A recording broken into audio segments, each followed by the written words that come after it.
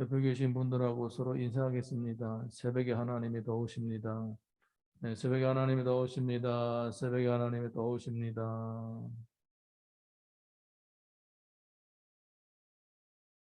중국 춘추 시대에 초나라에 오자서라는 사람이 있었습니다. 그의 아버지와 형은 초나라 왕에 의해서 다 죽었습니다. 오자서는 그때에 다른 먼 곳에 있다가 도망을 갔습니다. 오나라에 도망가서 거기에 피신해서 살면서 아버지와 형을 죽인 원수를 갚겠다고 칼을 갈고 있었습니다. 장군이기 때문에 오나라 왕을 도와서 나라를 부강하게 만들어주고 또 초나라를 토벌하러 갔습니다. 그래서 초나라가 망했습니다. 그 다음에 오자서는 이 초나라 왕을 찾아야 되는데 그때는 초나라 왕은 이미 죽었습니다. 그 원수를 갚겠다라는 그런 마음이 얼마나 강했는지 그 초나라 왕이 죽은 무덤을 찾아가서 무덤을 헤치고 시체를 꺼내서 채찍으로 300번 때렸습니다. 이 일이 사람들에게 알려지면서 이미 다 죽은 시체에다가 아무리 채찍질을 해도 무슨 소용이 있는가, 그냥 자기 화풀이가 되는 게 아닌가, 이렇게 사람들이 얘기를 했습니다. 초나라 왕이 자기의 아버지와 자기 형을 죽이고 그렇게 자기 가족들도 다 죽였는데 이 원수를 갚기 위해서는 뭔가를 해야 되는데 이미 사람이 죽었습니다. 죽은 다음에 다 끝난 것입니다. 더 이상 원수를 갚을 길이 없어서 화풀이 하느라고 시체를 꺼내서 채찍질을 했다라는 겁니다. 사람이 죽으면 모든 것이 끝난다 이렇게 생각을 하고 있습니다. 그런데 내가 만약에 악을 행하고 나쁜 짓을 했다면 이 땅에서 살아있는 동안에 그 벌을 받아야 되는데 아니 죽을 때까지 그 벌을 받는 기미가 안 보이고 그냥 평안하게 죽는 거예요. 죽은 다음에도 뭐 그냥 평안하게 무덤에 묻히고 아주 뭐 사람들도 많이 와서 조문을 하고 이러는 거예요. 그게 뭐냐면 하나님 왜 이렇게 하십니까?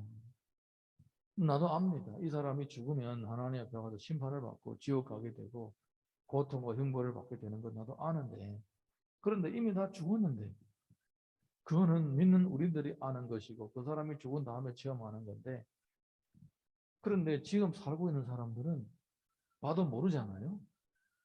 그러니까 하나님께서 저 사람들이 살고 있을 때 벌을 받게 해야 되는 거 아닙니까? 설령 그들의 자손이 나중에 그를 대신해서 벌을 받는다고 할지라도 그거는 먼 훗날의 일이지 않습니까? 이런 일이 왜 있느냐 이거예요. 이런 일이. 그 사람이 살아있을 동안에 고통을 느끼게 해야 자기 잘못을 뉘우치는 거 아닙니까? 이게 욥의 생각이었다라는 거예요. 욥의 생각. 그래서 친구들이 뭐라고 막 얘기하니까 너희들이 봐라 이런 사람 있지 않느냐. 평생 그렇게 악을 행하고 사는데도 불구하고 잘 되다가 나중에 그냥 평안하게 죽지 않느냐. 평안하게 무덤에 묻히지 않느냐. 나중에 물론 그들의 자손이 그의 죄값을 갚을 수도 있겠지만은 누가 아냐. 누가 아냐. 네. 사람이 다 지나가면 까먹잖아요. 네. 다 지나가면 까먹는 거예요. 그렇게 얘기를 하는 거예요. 이런 일들이 있다라는 거예요. 죽을 때까지 고생하지 않고 평안하게 죽는 거예요. 저 사람이 행한 악에 의하면 뭐 가기 찢어도 나도 속이 시원하지 않는 정도인데 평안하게 살다 죽는 거예요. 이런 일이 왜 있느냐? 공의로우신 하나님이 왜 살아있을 때에 저 사람을 좀 고통을 주지 않느냐? 너희들이 좀 얘기를 해봐라. 오히려 하나님의 뜻대로 살려고 하는 내가 오히려 살아서 고통을 당한다. 이거 왜 이럴까? 이렇게 얘기를 하는 거예요. 자, 우리 17절에서 22절 보겠습니다. 17절에서 22절. 다 같이 읽습니다. 시작. 악인의 등불이 꺼짐과 재앙이 그들에게 닥침과 하나님이 진노하사 그들을 공고하게 하심이 몇 번인가. 그들이 바람 앞에 건불같이 폭풍에 날아가는 겨같이 되었도다. 하나님은 그의 죄악을 그의 자손들을 위하여 쌓아두시며 그에게 갚으실 것을 알게 하시기를 원하노라. 자기의 멸망을 자기의 눈으로 보게 하며 전능자의 진노를 마시게 할 것이니라. 그의 달수가 닿으면 자기 집에 대하여 무슨 공예가 있겠느냐. 그러나 하나님께서는 높은 자들을 심판하시나니 누가 능히 하나님께 지식을 가르치겠느냐. 이 사람들 살면서 벌을 받아야 되는데, 형벌을 받아야 되는데 그렇지 않다라는 거예요. 그렇지 않다라는 겁니다. 마지막에 하나님 앞에 가서 죽어서는 심판을 받는데, 근데 문제는 사람은 다 죽지 않느냐. 뭐 의를 행한다고 안 죽느냐? 의를 행하는 사람들도 하나님을 열심히 섬기는 사람도 다 죽지 않느냐. 죽은 후에 심판하는 것이 과연 유익할까, 유익할까, 뭐 이렇게 또 얘기를 하고 있습니다. 23절에서 29절, 23절에서 29절 보겠습니다. 시작. 어떤 사람은 죽도록 기운이 충실하여 안전하며 평안하고 그의 그릇에는 젖이 가득하며 그의 골수는 윤택하고 어떤 사람은 마음에 고통을 품고 죽음으로 행복을 맛보지 못하는도다. 이 둘이 매 한 가지로 흙 속에 눕고 그들 위에 고독이가 덮이는구나. 내가 너희의 생각을 알고 너희가 나를 헤아려는 속셈도 아노라. 너희의 말에 귀인의 집이 어디 있으며 악인의 살던 장막이 어디 있느냐 하는구나. 너희가 길 가는 사람들에게 묻지 아니하였느냐? 그들의 증거를 알지 못하느냐? 이렇게 풍요롭게 살다가 죽는 사람도 있고 평생 고통을 당하다가 죽는 사람들도 있다. 풍요롭게 살든지 뭐 고통스럽게 살든지 결국은 다 죽지 않는가? 결국은 다 죽지 않는가? 똑같게 다 죽는다. 그렇다면 이 무슨 현실적인 그 교육 가치가 있느냐? 이렇게 어, 이렇게 되는 결과를 보면서 사람들이 뭘 깨달을 수가 있겠느냐? 나는 이해를 못하겠다. 이렇게 얘기를 하는 거예요. 자, 우리 이어서 30절에서 34절 이어서 읽습니다. 시작. 악인은 재난의 나를 위하여 남겨둔 바 되었고 진노의 나를 향하여 끌려가느니라. 누가 능히 그의 면전에서 그의 길을 알려주며 누가 그의 소행을 보응하랴.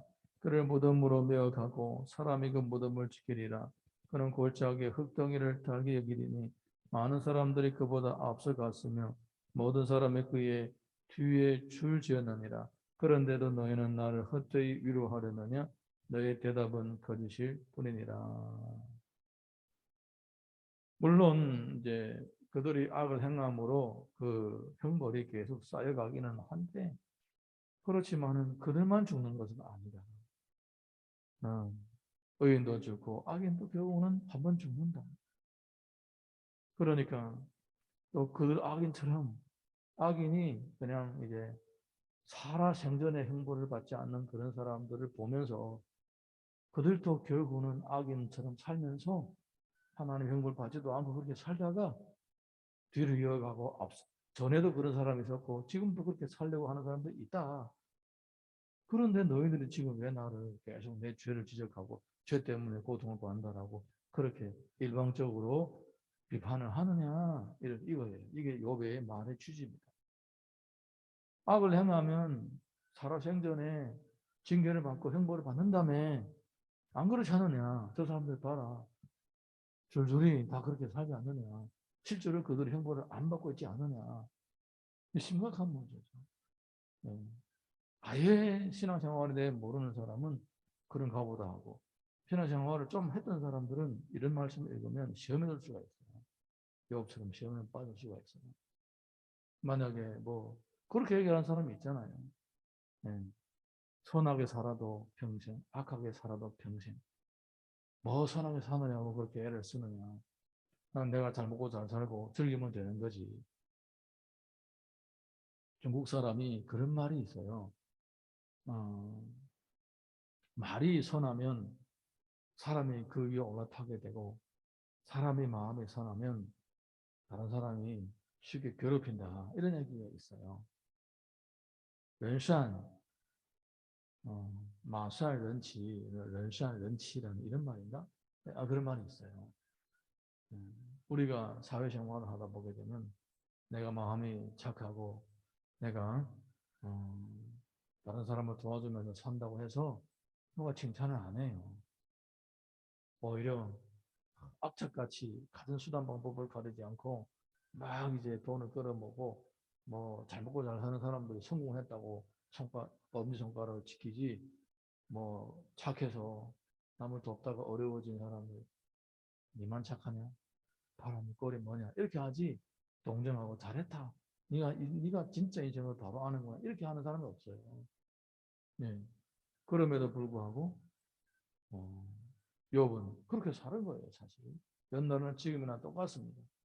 네. 지금도 수많은 사람들이 선하게 살려고 하기보다도 바르게 살려고 하기보다도 욕망을 쫓아갑니다. 그리고 죄를 짓든지 말든지 상관이 없습니다. 죄를 지더라도 잡히지 않으면 되고 남한테 발견되지 않으면 되는 거예요. 그러면서 살아가는 거예요. 뒤에서는 앞에서는 다 선하고 착한 사람, 뒤에서는 온갖 나쁜 짓을 당하죠. 뭐 정치인들도 그렇잖아요. 심지어 어떤 대통령들도 뒤져보면 뭐 별거 다 나오잖아요. 네. 그런데 다 잘 되잖아요. 네. 풍요롭게 살잖아요. 뭐 자식들도 뭐 유학 보내고 정치인들만 그렇습니까? 부자들도 얼마나 많은 나쁜 짓 한 사람들이 있어요. 그런 사람들, 물론 선한 사람도 있어요. 정치인들도 기업가들도 선한 사람이 있어요. 근데 악한 사람들도 다 잘 돼요. 네. 그러니까 사람들 그걸 보고 뭐 하겠습니까? 굳이 뭐 힘들게 선하게 살고 바르게 살려고 할 게 있느냐? 어차피 벌 받는 그런 기미 보이지도 않고. 그런데 죽은 다음에 누가 아냐? 이렇게 사는 사람들이 많다는 거예요. 지금만 그런 게 아니라 그때도 그랬어요. 그때도. 그 욥이 도저히 이해를 못하겠다. 이게 나는 이해를 못하겠다. 너희들 좀 해석을 해봐라. 나를 위로하러 왔다며. 좀 설명해봐라. 왜 이런 일이 있느냐. 여러분 욥기서를 읽고 나서 믿음이 자라갈 수가 있다면 그것은 정말로 믿음이 자란 거예요. 이런 고민들을 한두 번 해보지 않았습니까? 내 하나님 공의로우신 하나님께서 저 악한 사람들을 형벌하지 않느냐. 이거 첫 번째. 두 번째는 근데 악한 사람인데도 불구하고 왜 잘 되느냐 이거예요. 두 번째고 그 다음 세 번째는 악한 사람이 잘 되는데 왜 평생 잘 되고 죽을 때까지 잘 되고 나중에 평안하게 무덤에까지 묻히느냐 이거예요. 그런데 의인은 어떠냐? 고통을 당하고 선을 행해도 알아보는 사람 없고 오히려 미련하다고 그러고 손가락질하고 왜 이러냐고 왜 이러냐고 너희도 좀 얘기해봐라고 이렇게 고민스러운 거예요. 여러분 우리가 반드시 기억해야 될 것은 내가 바르게 살고 정직하게 살고 선하게 산다고 해서 사람들 칭찬하지 않아요. 설령 칭찬을 하더라도 그냥 앞에서 칭찬하지 뒤에서는 다 어리석다고 얘기를 해요. 그럼 왜 굳이 그럼에도 불구하고 우리가 바로 살아야 되느냐? 하나님이 살아계시기 때문입니다. 하나님으로부터 칭찬이 있기 때문입니다. 그거를 바라보고 하는 것이지 누가 그냥 립 서비스로 아유 잘한다 이렇게 칭찬을 얻으려고 그거를 거기에 목말라서 그걸 얻으려고 손을 행하는 게 아니잖아요. 우리가 하나님 말씀을 따라 살고 또 주의 뜻을 이루어가고 바르게 살려고자 하는 것은 이 땅에서도 주님과 동행하는 기쁨을 누릴 뿐만 아니라 하나님의 나라 가서 영원한 생명을 함께 누리려고 그렇게 하는 거예요. 아멘입니까? 시편 1편 5절 보게 되면 이런 말씀이 있습니다. 그러므로 악인들은 심판을 견디지 못하며 죄인들이 의인들의 모임에 들지 못하리로다. 결국은 다 공의대로 심판이 되는 것입니다. 지금 불평할 필요가 없다 이거예요. 할렐루야. 시편 73편 19절 보게 되면 그들이 어찌하여 그리 갑자기 황폐되었는가 놀랄 정도로 그들은 전멸하는 시간을 두고 보면 다 하나님의 역사가 있고 하나님의 공의가 다 이루어지는 거예요. 잠시 잠깐의 어떤 불공평하고 불공정한 일들이 눈에 보일지라도 그것만 보는 것이 아니라 시간을 두고 봐야 된다 이거예요. 하나님은 이 전체 인류의 역사를 주관하고 계십니다. 어느 한 토막이 때로는 부조리하게 보일 수가 있더라도 이게 부조리한 것이 아니라 전체를 볼 때에는 거기에 하나님의 지혜가 있고 거기에 하나님의 섭리가 있는 것입니다. 하나님은 공의로우신 하나님이시기 때문에 반드시 심판하십니다. 그리고 하나님은 사랑의 하나님이시기 때문에 그 심판을 하시기 전에 깨닫고 회심을 할 수 있도록 최대한 기회를 주시는 것뿐이에요. 이 은혜를 깨달은 사람은 복 있는 사람입니다. 우리 찬양 하나 부르고 같이 기도하겠습니다.